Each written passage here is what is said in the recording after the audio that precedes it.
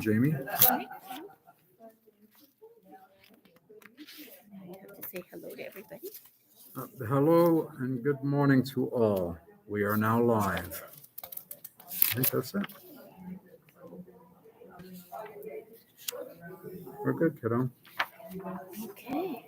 Good. The next thing we do is when we have the Zoom.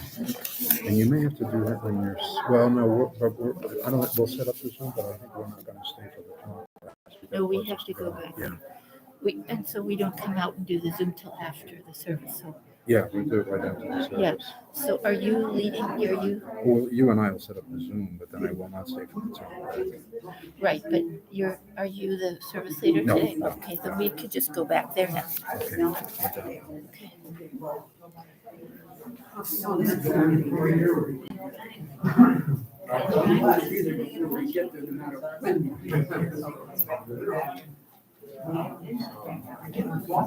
First question is, what is it okay to make a habit? Oh, you want that? Okay, so there's no coffee because we're high. Then she really should be talking to you. One option is just to have self-conscious music. Well, that's probably gonna happen. Right. That's what really is the best compromise. I think You'll have to. Yeah, you talk to them. yes, we usually break. It, but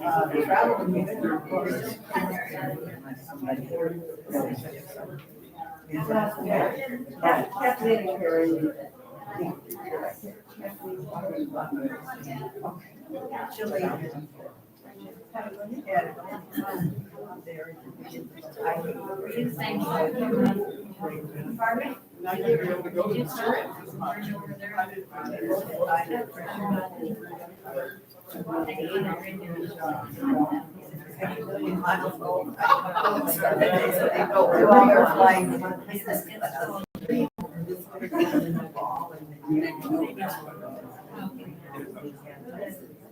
Camera maker.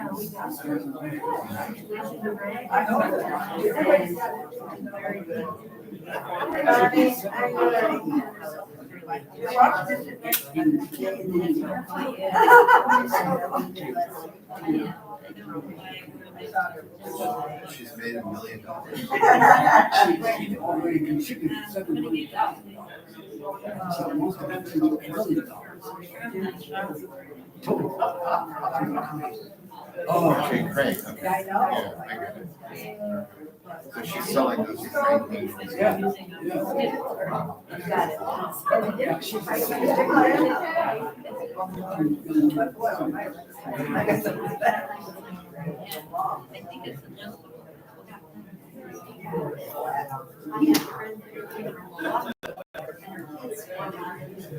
I had one, she went not yesterday.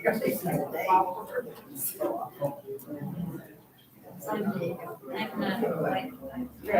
Finding my kids right now. That's good.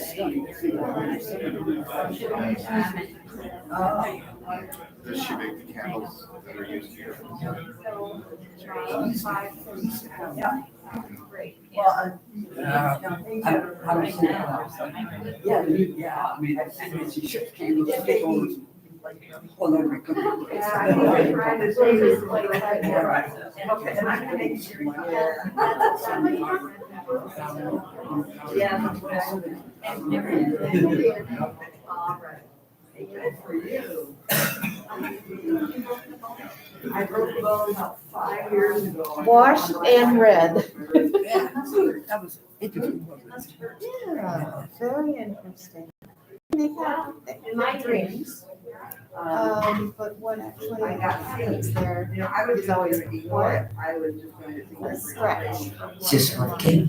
But when I got faint, And things could go either way. Too. You met John? Hi. John Love. Oh, Marilyn. Nice to meet you. Good one. And you too. Yeah, well, sounds like you had a pretty good day's weather. Yeah, we were camping in Newport. Yeah, this idea. Yes, good. Yeah, They so. hit us just exactly right, because they were there, what?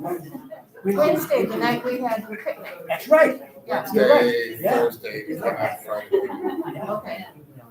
Yes, and then Friday night they had the Right. Perseid meteor shower thing, but you Yeah. probably saw it We before. couldn't because the moon was so full. You really couldn't see it. Mic check, yes, all right. I just did. I think it's fine. So, I mean, did you and Carrie get squared? I'll bet it's justified. No. Jimmy, if I need to, Okay, but thank you. sure. Thanks for checking. Can I usually have a talk down? Sure. You too. It's better to verbalize it out loud. But what your dad did seems like the best solution. We'll just immediately follow our host, we'll just stay here. And back there. Yes. Would that work? Yeah, that's fine. Okay. Yeah, so what? My And mother maybe lives we with could us. virtually need to get out there something like that. Oh, yeah, no, that's totally fine. Oh, Yeah, I went yeah, out to yeah. the grocery store. Will not take anything personally. Oh, thank you, thank you. And which water would you like? Tell me. I'll take this. Okay, I'll take the same one. Okay, sounds good.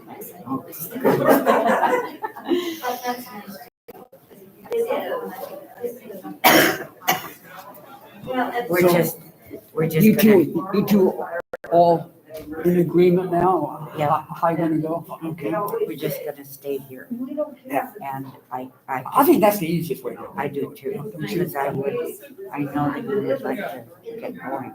Yeah, but, you know, 15, well, I guess the other thing is, just don't let it drag on and on and on. No, I'll make sure that, Just cut it off after, you know, whatever you think's reasonable. sure. Usually there's a pretty good stopping point. Yes, Yeah, so we'll just take advantage of that. Go from there. and we have lost one or two people that used to just sometimes just talk and talk and talk and talk and talk. I know. Thankfully. They are no longer with us. Maybe they're talking full time upstairs, I think. That could be. Yeah, I hope somebody's listening.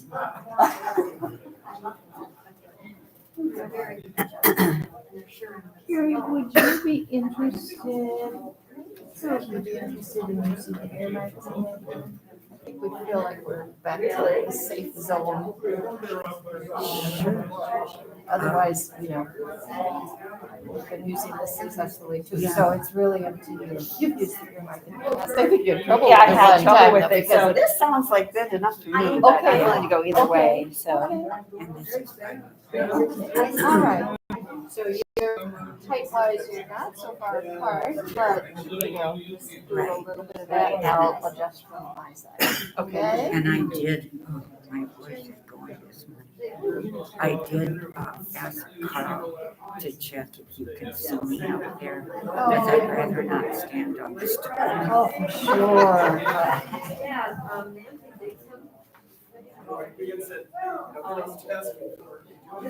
Bigger than life, Carrie.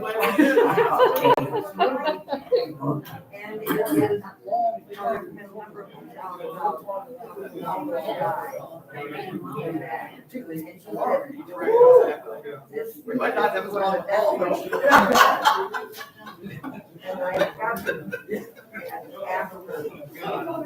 And then you have the near-death experience.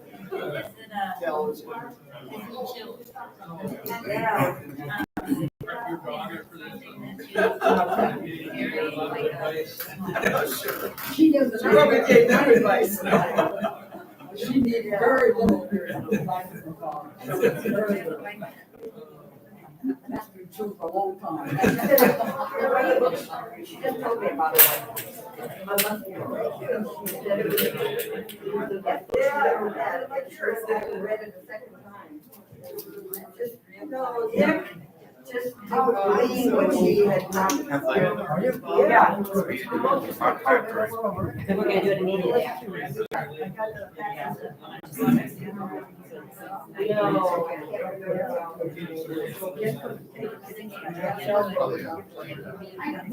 They said they have to take away his asthma medicine.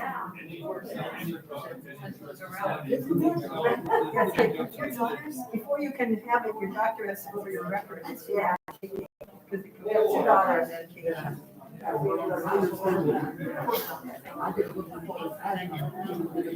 Yeah, but it's the drugs that he takes, inhaler. Yeah. So anyway, we're all, I had Laura's coming in, like, I think a lot of people aren't, and look at that, I mean, we have this bike group, and all we could muster, Friday was 4 people, Green Bay rides, everybody's got sick or functioning or something. Yeah. Hello, Terry. Hey. You're around for a long time. Since 2008. Have you talked to Jay and Nancy? They're still, I talked to her too today. It was the US Forest Service. They thought they were okay on Wednesday. Oh, no. We were supposed to go to dinner. Oh, goodness. Yeah, we started. King of Hearts. The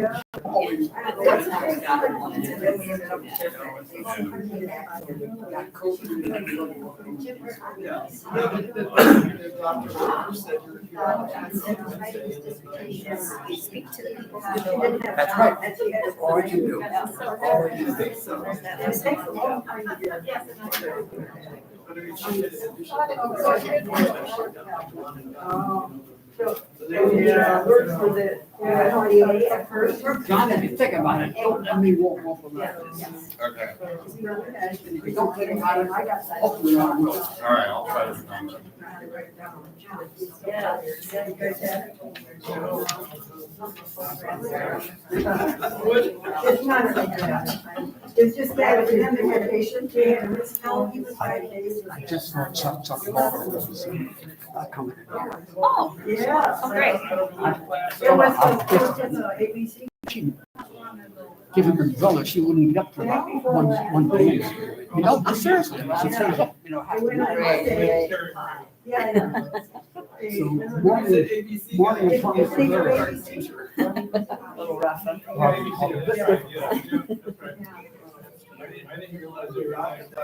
Yeah, they went on Monday, well, they but they wouldn't have sometimes. We will be here Wednesday. And then, he and I are going down to Spring Green to tour Taliesin, which I haven't done before, and he hasn't done.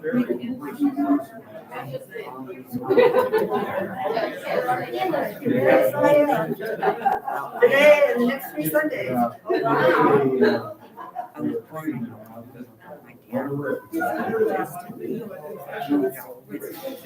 Yeah, there's some things. Oh,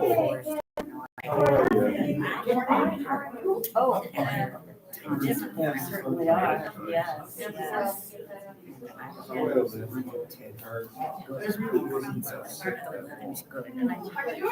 yeah, it's an indoor tour and, yeah, so, and then he flies out at 1:00. And then actually, my sister and I are meeting back in Spring on the weekend, so it's quite the, it's change.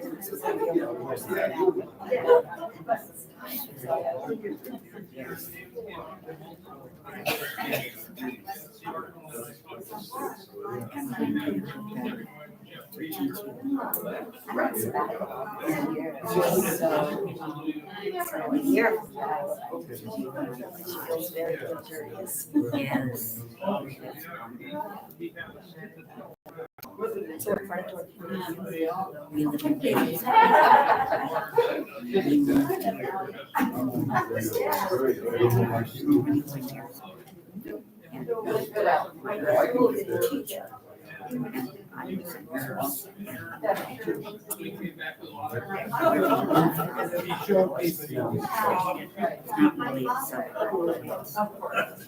Yeah.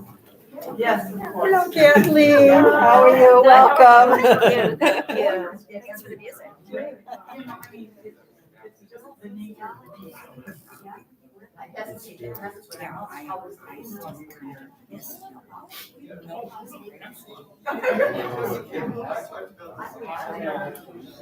Often as I'm driving through Milwaukee, my car just gets off and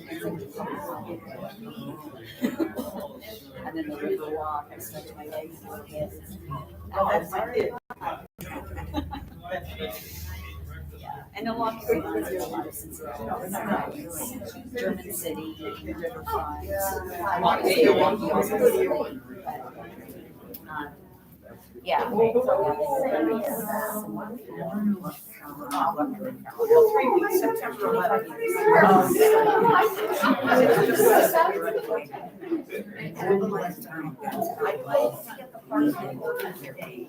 If I don't get them recorded today, it'll be next Friday. Same, yeah. Oh, yeah. Yes, yes. And it's very surprising. Graduate school and then I played. But just keep listening to it. Okay. And it'll become. Then I'm gonna record and put it so you'll have it. I don't have a printer. So, Carol's here. She doesn't have a printer. Can you print out? Sure. Okay. She'll bring out a time. The weather just it's not that bad right now. No, it isn't too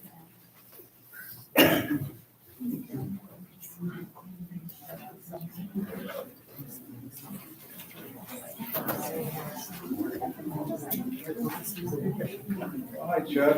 Hi, Ken. How are you? Good. Save the paper. Yeah.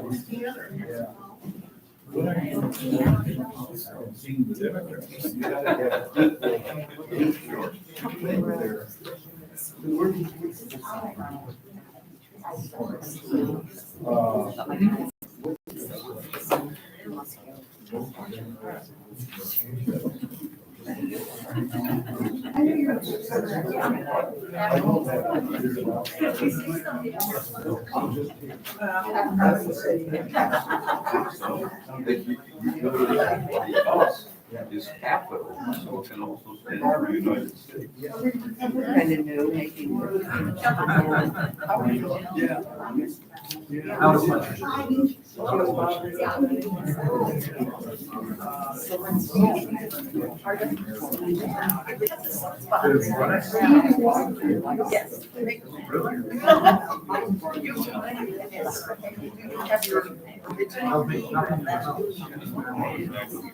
This is actually, well, like, which right now is 11 years old. And I always have one year.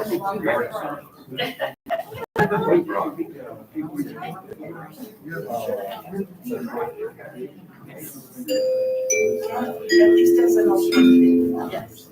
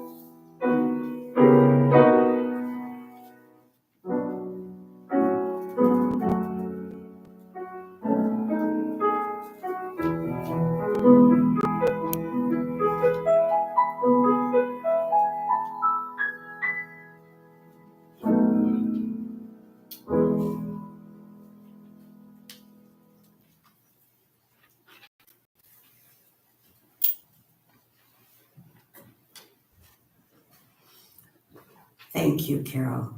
And good morning.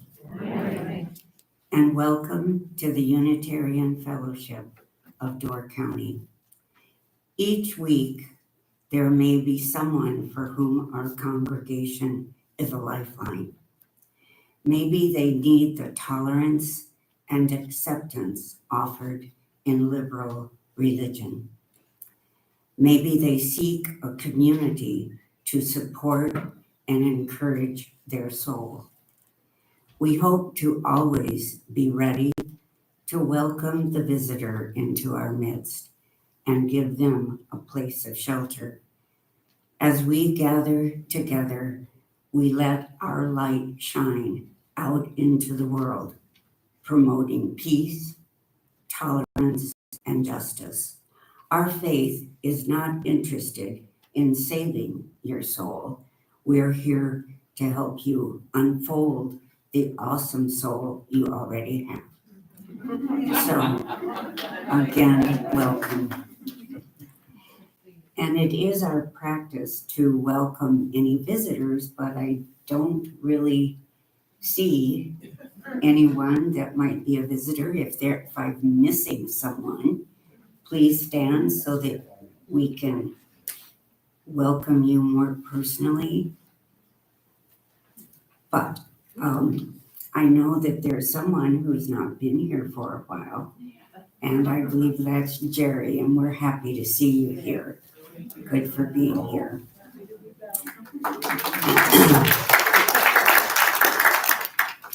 Just a quick reminder to please silence your cell phones or any other bells and whistles that you might have so that we can concentrate on our service.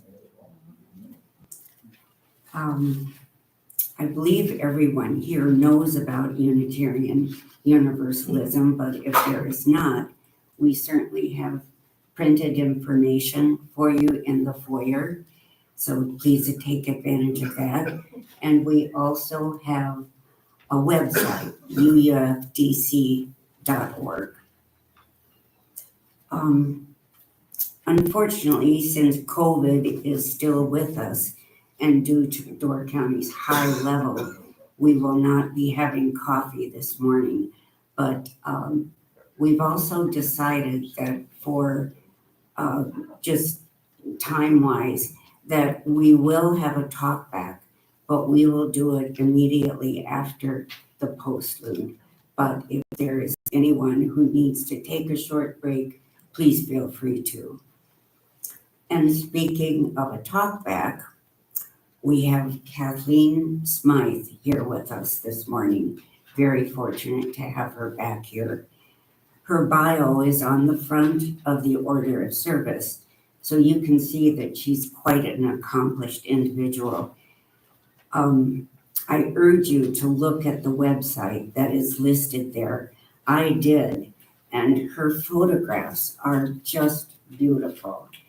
And I was also amazed to learn that in November of 2017 or 16, she challenged herself to write a poem every day for 365 days. And she did it. And they are just as beautiful as her photos. So thank you, Kathleen. There are announcements listed on the back of the order of service, but if there are any others that anyone might have that you'd like to make, buttons can bring you the microphone. And please remember that we are online, and we welcome those seeing us online. If you have anything that you want to share, please be sure that you have mentioned it to the person that you might be speaking about. So any announcements? Okay, that's easy. We will now open this morning's service with the lighting of the chalice and these words from the UU Fellowship in Oberlin, Ohio. We light this chalice to find inner peace, love for each other, and faith in ourselves, Also, to be welcoming to whomever we meet and kind to all living creatures. So gather around this light of hope as we share this time together.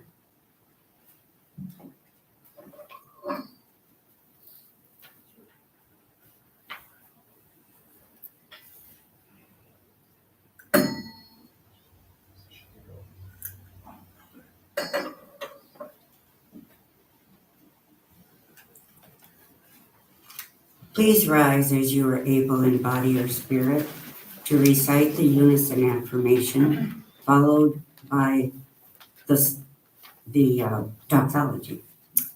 We gather together to seek knowledge and wisdom, to explore freely the vast reaches of mind and spirit, to celebrate within a caring community those truths, ancient and modern, which give meaning and direction to our lives.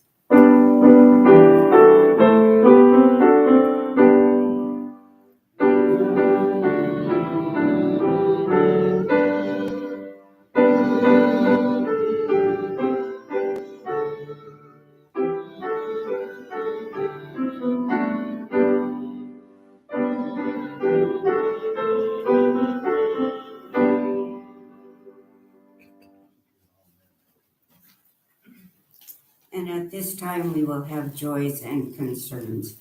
This is a time in our service when we have an opportunity to share a particular joy you have had or a sadness you might have experienced. Please again remember that our service is live, and if you're mentioning someone, please make sure you've squared it with them.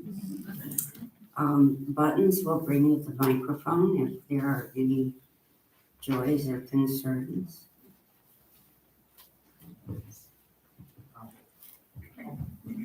Hi, Judy Rudd. I'm following in Chuck's footsteps and announcing that if you have a crying need for a political sign in your yard, Mike has them in his car at the service. Thank you. Thanks, Judy.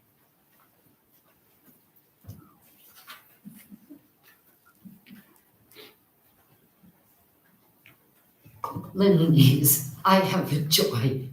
I was up in Ely, Minnesota last week, greeting my two granddaughters, one who just finished leading a group of 6 girls on a 37-day, 600-mile voyage up the canoe voyage up the Thelon River in the Arctic region of Canada.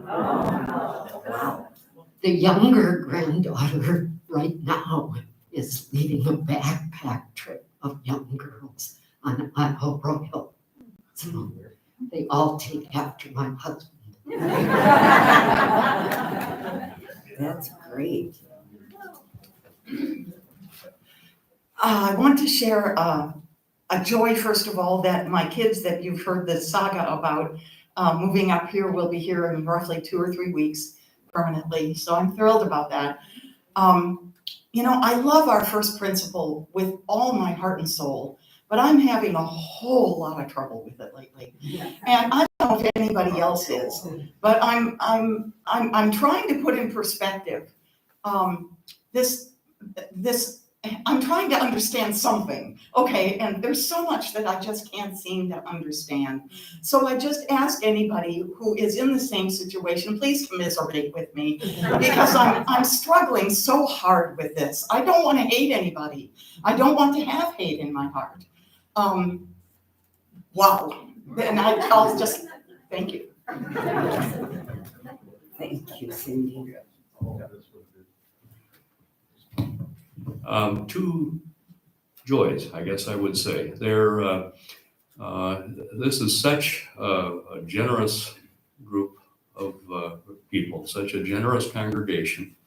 We just so much appreciate every way that this congregation has chipped in during our anniversary year.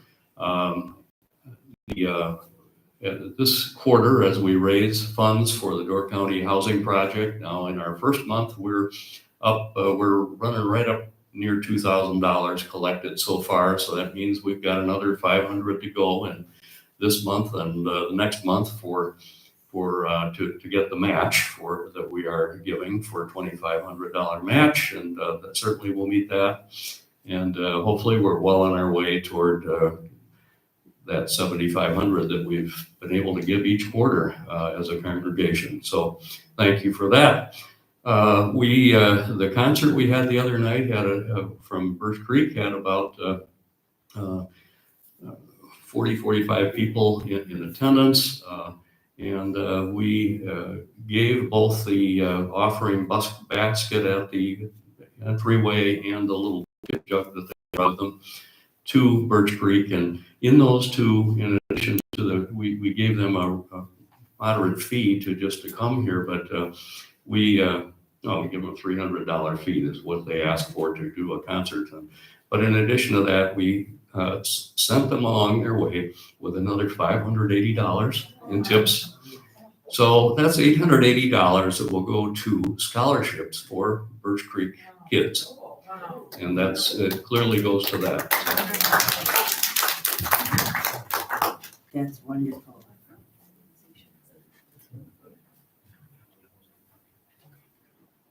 This is a family joy that happened recently. Daughter, granddaughter, and daughter's partner made a boat trip over to Rock Island. And I was a little concerned about that because we know how unpredictable the waters can be up there.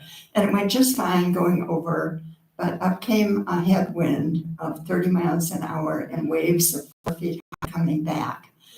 And it took them 1 hour to get over there, and it took them 4 to get back. They could not make any headway. They just inched along and hit rocks because they had to change the route and did some damage, but they were safe.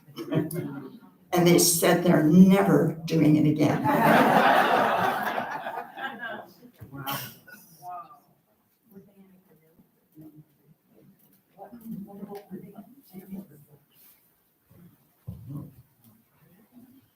Yeah, hello. First off, Cindy, I commiserate with you, and just remember that our decency and compassion and care trumps all. In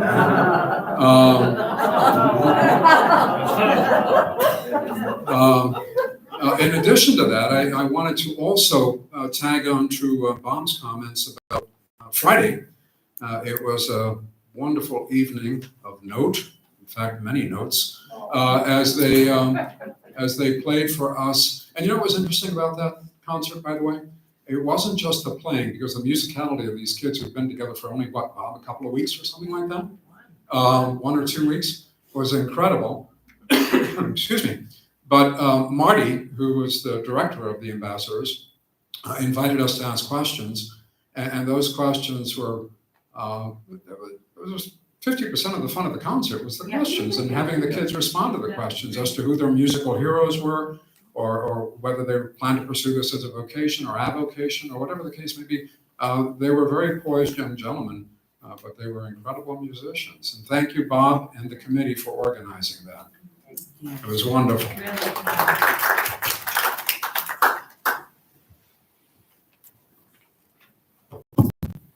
Thank you. Thank you all for your comments. We will now have the morning offering, and may our offering help us practice Unitarian Universalism within and beyond our congregation as tools to empower our mission.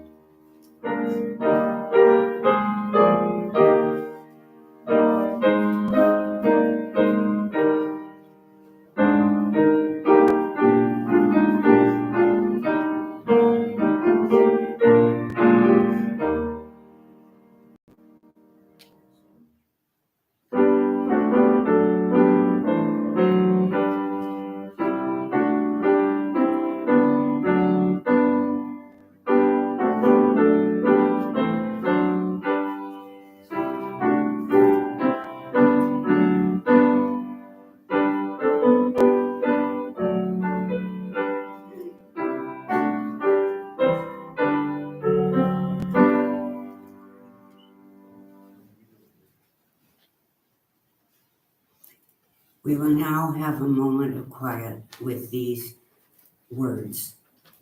Amid all the noise in our lives, we take this moment to sit in silence, to give thanks for another day, to give thanks for all those in our lives who have brought us warmth and love, to give thanks for the gift of life.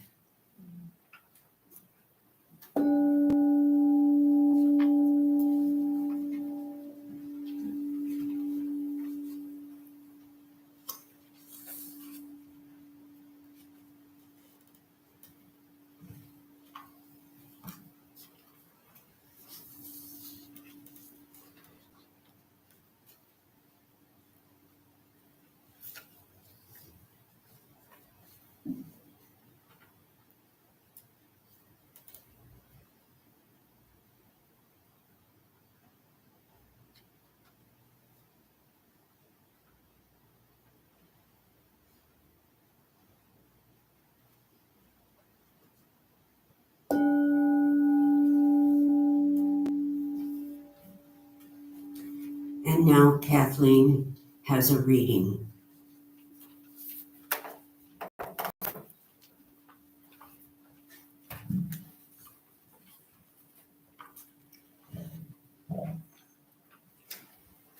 Good morning.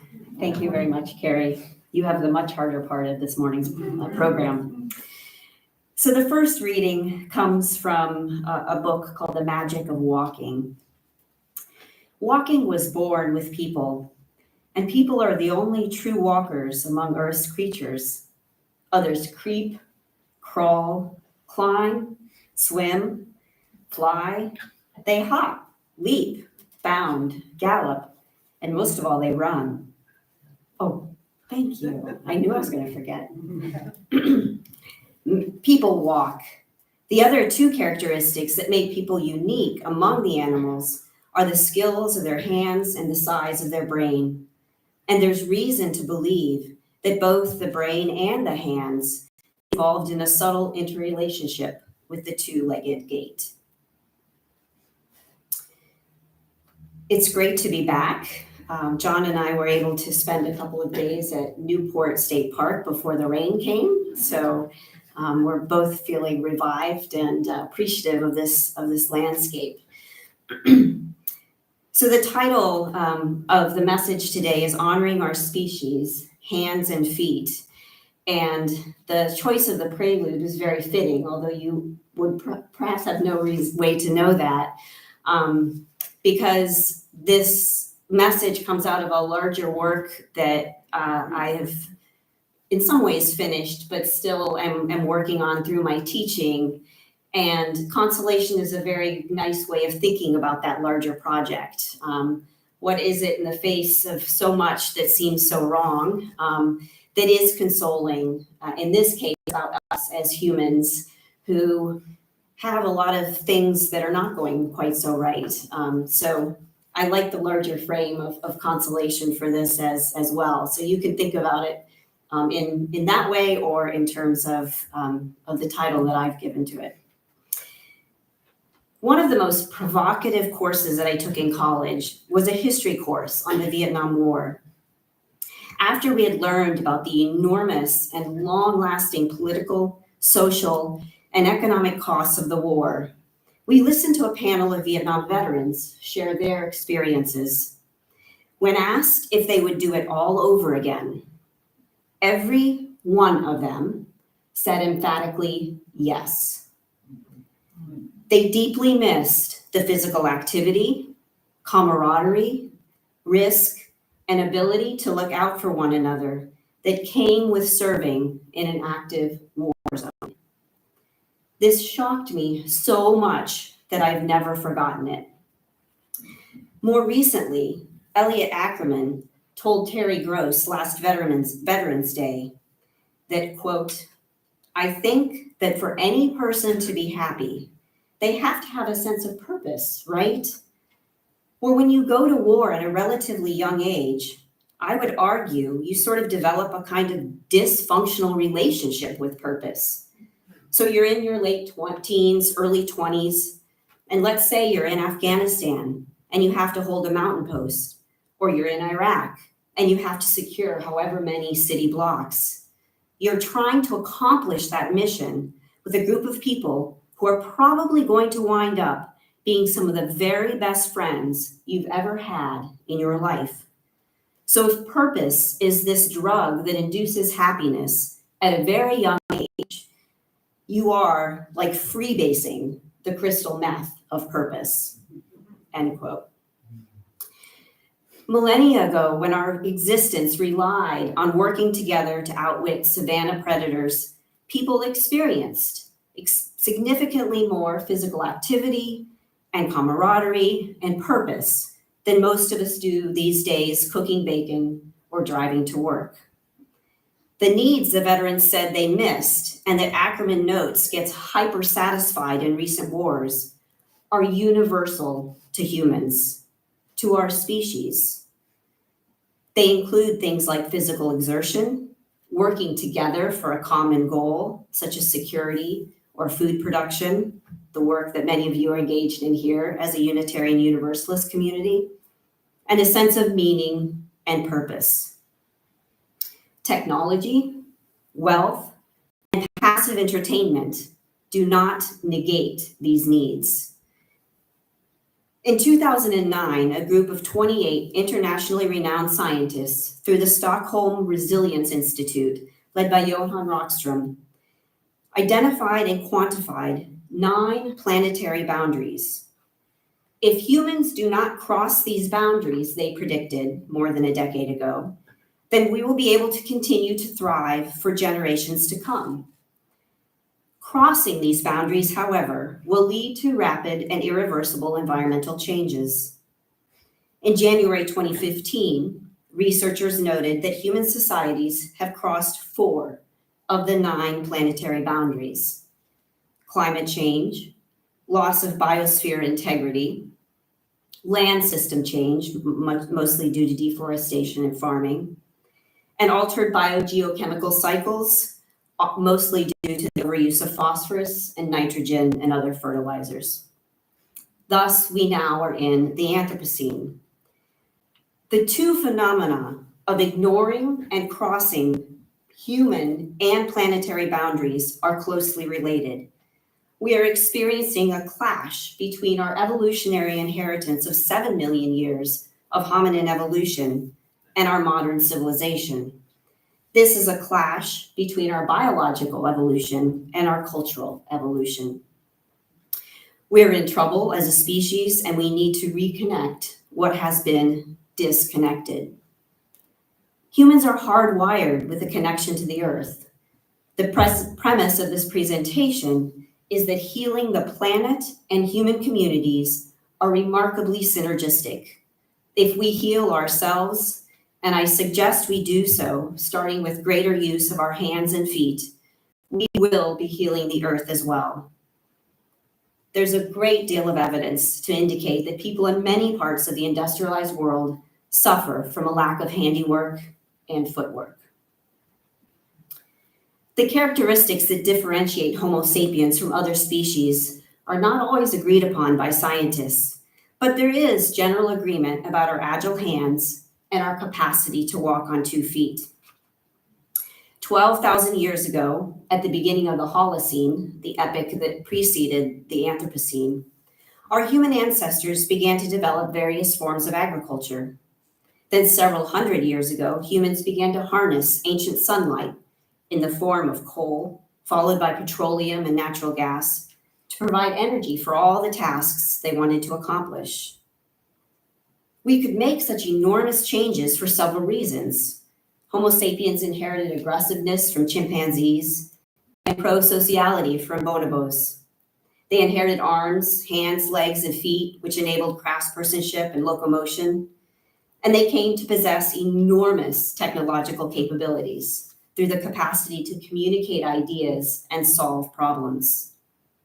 Homo sapiens' brain-to-body ratio is larger than that of any other animal. According to paleontologist Ian Tattersall, Homo was predisposed to an increase in brain size. At a certain point millennia ago, at least 3 Homo species on different continents underwent brain expansion. Nobody knows for sure why. But this large brain allows for symbolic thinking, the development of language, and possibly most importantly, curiosity. Human brains and other parts of the human anatomy evolved together in a physical world in a way that was essential to survival. Hominin survival required manual exploration of our physical world for food, clothing, and shelter. Physiologically, our human ancestors developed the capacity to run, to use tools, and to do such acts with limbs different from those of the chimpanzees and other primates. Once freed from being used for locomotion, for getting about, agile hands created and wielded tools. The largest part of the human brain, almost 40%, is taken up with processing information from our hands. Our hands perform very sensitive and complicated movements, hence the large area of the brain that's responsible. When humans became more successful with our hands, we gained more control over our world and thus achieved a greater degree of well-being. The biological evolution of hands, with their capacity to manipulate the world around them, changed our brain for the better. Our hands helped us to communicate more clearly. We have mirror neurons, which you might have heard about. If one person sees another performing a task, the same neuron will fire in both individuals' brains, even though only one is performing that task. So without speech, ideas could be shared between minds by observation and modeling. For millennia, our understanding of the world was mediated by our hands. In this process of mediating the world with our hands, our ancestors developed an effort-driven reward circuit. I'm going to say it again, an effort-driven reward circuit, as Kelly Lambert has written. This circuit is activated by performing subsistence or meaningful work, such as gardening, sewing, cooking, building. When the reward circuit is operating, our brains receive more of the neurochemicals dopamine and serotonin. Thus, performing meaningful work with our hands floods our brains with natural antidepressants. So we are rewarded for working with our hands and then motivated to do more. A study commissioned almost 30 years ago now by the American Home Sewing and Craft Association showed that women who sewed experienced a decrease in heart rate, blood pressure, and perspiration rate compared with women involved in other leisure activities. The study showed a link between less hand use and decreased motivation, reduced pleasure, and less effective problem-solving abilities. These are all symptoms of depression. And going offline for just a second, as a teacher at a college, this spring was the hardest spring of my entire teaching career, and it was largely due to the depression that my students were facing. It's impacting their ability to learn, and it's impacting my ability to teach. And so I think this is just of enormous significance, certainly in my narrower world, but that radiates out, I think, far beyond that. So given the large area of our brain devoted to hand nerves and signals, it's easy to imagine that a culture with diminishing brain-rich hand movements would face some dire consequences.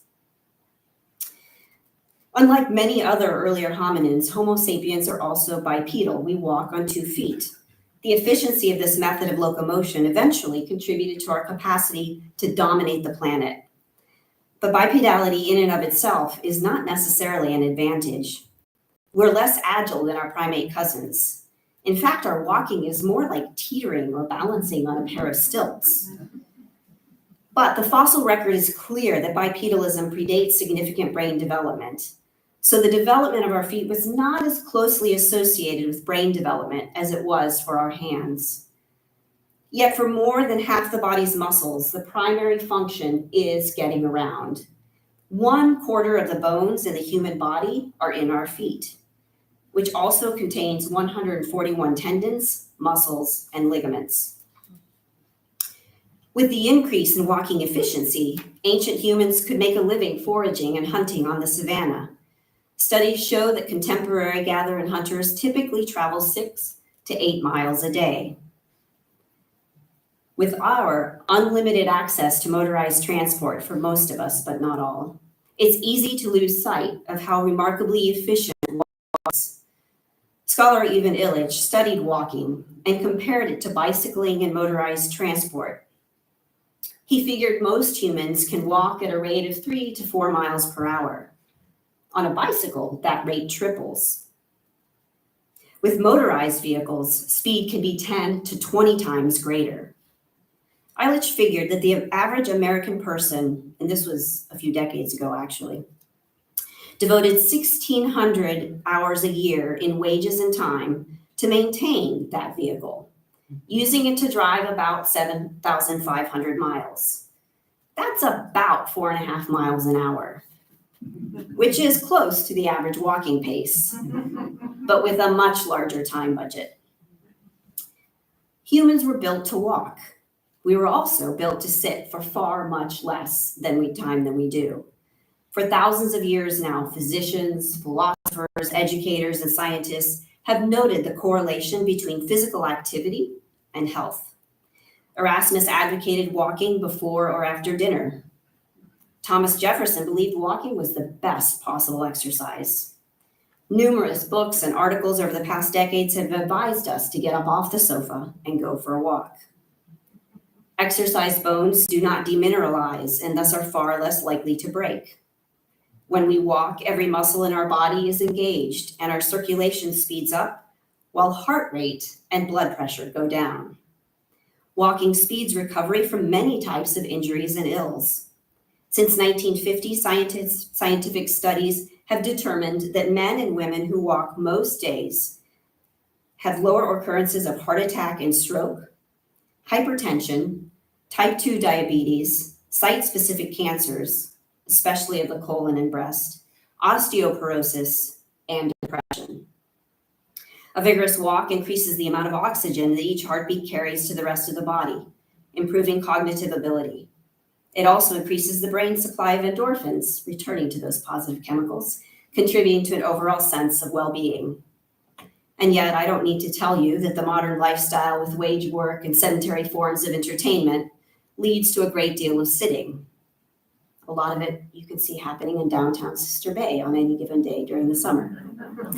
When we sit, the body's heavy head and shoulders are pulled forward by gravity and the S-curved spine distorts.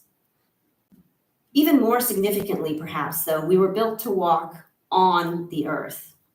Doctors now recognize a link between inflammation and huge increases in chronic disease. You've probably heard about this. Peer-reviewed studies of inflammation have increased from less than 1,000 a year to 28,000 per year from 1967 to 2012. Walking barefoot or other bare skin contact with the earth restores and repairs our body's natural electric state. Shoes with rubber soles, work inside, and mechanical agriculture all significantly decrease this contact. So to conclude, U.S. hospitals and doctors' offices are full of people with chronic stress, unhealthy eating habits, and addictions. My primary care physician, when I visited him one of the very first times, almost 25 years ago, looked at me and he said, "Do you know what I treat 95% of the time?" He was speaking to me and also sharing a piece of information. Stress. Many of us suffer from this loss of human integrity. Loss of use of our appendages is a spiritual problem as much as a physical one. Greater use of our hands and feet is something that can be achieved with little cost. Making these kinds of changes could potentially save significantly on healthcare costs. There would also be enormous benefits for the planet, with reductions in fossil fuel use, intensive medical therapies, material consumption, and other activities that feed dis-eased minds and bodies. With a longer view of human history, complemented by recent scientific studies, we can examine the complexity of humans and proto-humans' relationships with the environment as we rethink our future. How we humans operate cognitively, emotionally, spiritually, and physically depend on millennia-old developments. Future planetary health will benefit from living within both planetary and human evolutionary boundaries. Algal blooms and drought, as well as disuse of hands and feet, are interdependent. If we change the way we look at ourselves, our bodies and minds, our lifestyles and spirits, we will look at the earth differently as well. And I will conclude with a second reading, and in many ways it was this larger reading, of which I've taken a very short piece, that prompted me to think about hands and feet to begin with in a way that I never would have without this person's work. So most of us are kind of an amalgamation of all the information we've taken in over our lifetimes, and certainly what I've just shared with you is no different. So it's a book called Lifting Depression, and it was written by Kelly Lambert, who is a neuroscientist. She herself was depressed much of the time. She was put on antidepressants, noted that they weren't working very well for her after multiple years, and thought, I studied the brain, I studied this system. Maybe there's something sort of neurochemically that I can pay attention to and get myself off these less than effective drugs that have the side effects. So the book is really about her own personal journey toward using her hands more instead of using drugs to lift her depression. And she, as a way of introducing the whole topic, tries to help us see our cultural influences. And so this excerpt comes from that introduction. Bill Watterson, the creator of the cartoon strip Calvin and Hobbes, has shown himself to be one of society's great neurophilosophers. I think she made that term up. I was particularly intrigued by a strip that Watterson titled, quote, "The Late 20th Century Drug of Choice." Calvin notes that watching TV is a complete forfeiture of experience, not requiring the use of any muscles at all. In other words, as our activity levels have diminished in westernized culture, the symptoms of depression may result from reduced activation of the effort-driven rewards brain circuit.